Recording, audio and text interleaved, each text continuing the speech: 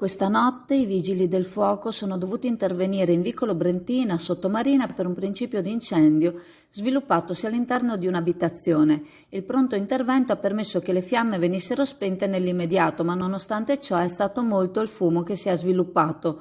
L'incendio, le cui origini sono al vaglio ora degli inquirenti, non ha compromesso la struttura dell'edificio, che dovrà però subire un intervento di pulizia per riportare gli interni ad essere salubri. Le case nei vicoli di Sottomarina, nell'area che si affaccia tra via Belfiore e via Madonna Marina, sono appoggiate le une alle altre con mura in comune e la situazione di questa notte ha provocato anche paura nei residenti delle abitazioni vicine.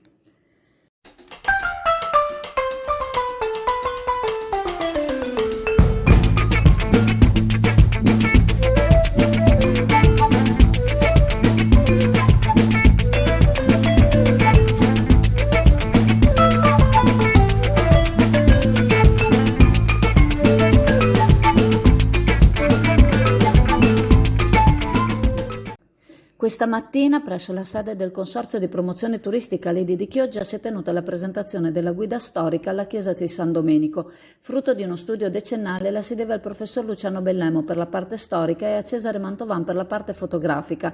Descrive opera per opera l'arte che nel santuario è contenuta, passando dalle statue ai tondi ai dipinti, dando un importante risalto alla statua lignea del Cristo e al dipinto del Carpaccio, un San Paolo a breve in partenza per Washington. Necessaria per il viaggio un'assicurazione a copertura del suo valore 12 milioni di euro. Strabiliante pensare che all'interno del santuario sia protetta da un solo sistema d'allarme.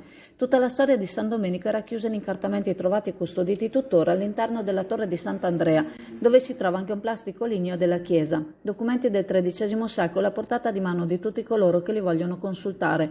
In questi c'è solo un buco di una quarantina d'anni scomparsi a seguito della guerra di Chioggia, per i quali sembra ci siano tracce dalle parti di Parenzo, città con la quale ci potrebbero essere presupposti per un gemellaggio.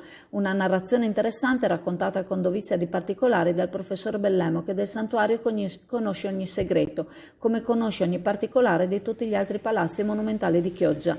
Oltre al presidente del consorzio Lidi di Chioggia Elena Boscolonata, al presidente di ASA Federalberghi Giuliano Boscolo e logicamente il professor Bellemo, erano presenti il sindaco Mauro Armelao e l'assessore alla cultura Elena Zennaro. Entrambi, seppur per motivazioni diverse, hanno già dato la loro approvazione a stringere saldi rapporti con la città di Parenzo. Presente il presidente del Consiglio Comunale Beniamino Boscolo, l'assessore agli eventi Serena De Perini e l'assessore al sociale Sandro Marangon. Quest'ultimo ha voluto essere presente per il rapporto personale che la sua famiglia ha da sempre con il santuario.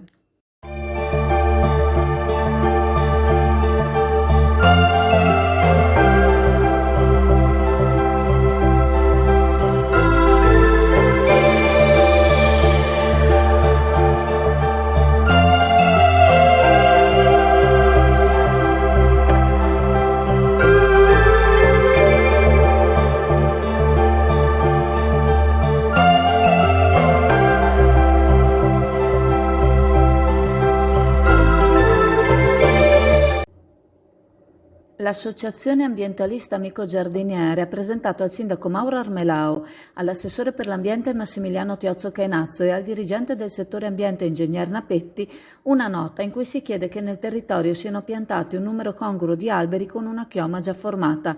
L'associazione sa che da quando si è stabilita questa amministrazione di alberi ne sono stati piantati veramente molti, ma sono ancora troppo piccoli per essere veramente utili, sia nella loro funzione di raffrescamento che nell'ombreggiatura delle aree in cui andrebbero ad affacciarsi e sia per l'assorbimento della CO2. L'associazione ritiene che questi alberi siano un investimento per il futuro, ma è importante anche il presente. Negli anni passati molti alberi sono stati tolti o perché malati o perché sradicati a causa del maltempo o perché pericolosi, ma difficilmente sono stati sostituiti. L'associazione si fa quindi portavoce di coloro che chiedono la piantumazione di nuovi alberi che siano già in grado di apportare beneficio. Come postilla la nota, l'amico giardiniere chiede che sia applicata la legge che impone un albero piantato per ogni nuovo iscritto all'anagrafe, legge che era già stata appoggiata allorché ripresentata insieme a un pacchetto di norme per il verde presentato dal consigliere Griguolo.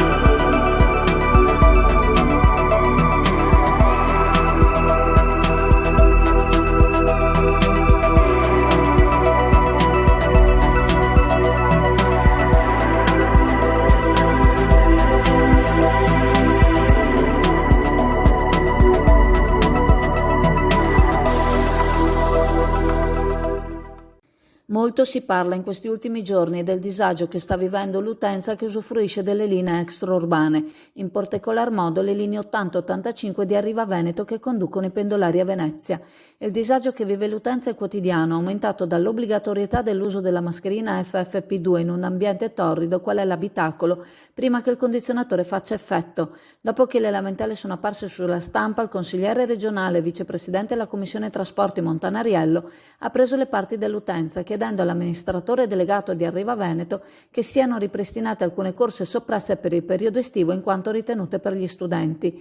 Queste, nonostante siano ritenute dedicate a una fascia di popolazione ben definita, vengono invece utilizzate dall'utenza.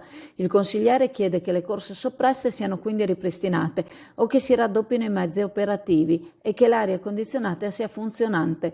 Gli autisti, il volto dell'azienda nell'affrontare il pubblico in primis, non hanno colpa, anzi si trovano a fare ore di viaggio insultati da un'utenza esasperata.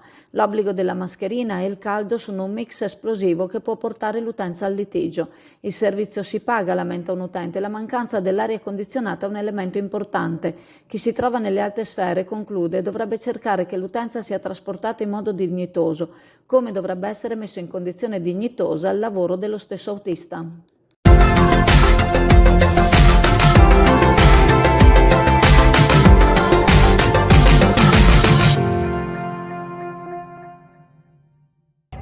Allora, in tanti ci hanno chiamato su Chiusa Azzurra, qualcuno mi ha anche fermato per strada sollecitando l'amministrazione a fare la disinfestazione per le zanzare.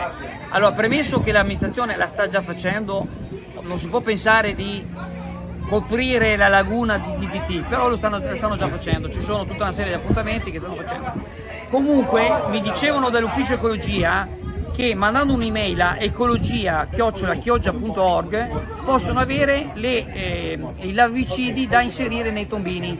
Quindi, siccome è importante che tutti collaboriamo, basta mandare una mail appunto all'ufficio ecologia, vi ho detto prima l'indirizzo di posta elettronica, e vi può essere consegnata appunto le pastiglie, quelle larvicide, ed è importante metterle nei tombini. Quindi diamoci tutti da fare, scrivete all'ufficio ecologia che vi saranno fornite queste pastiglie. Pescheria Cam vi aspetta sempre con gli orari tradizionali dal lunedì al venerdì, al mattino dalle 9 alle 12, al pomeriggio dalle 15 alle 17 e il sabato dalle 9 alle 12:30. Gli esperti operatori della Pescheria Cam sono a disposizione per offrire il meglio del prodotto adriatico e di importazione, con la consueta garanzia di convenienza e qualità. Pescheria Cam, con sede all'Isola Saloni di Chioggia, lavora su ordinazione e prenotazione al numero 041 55 33 591.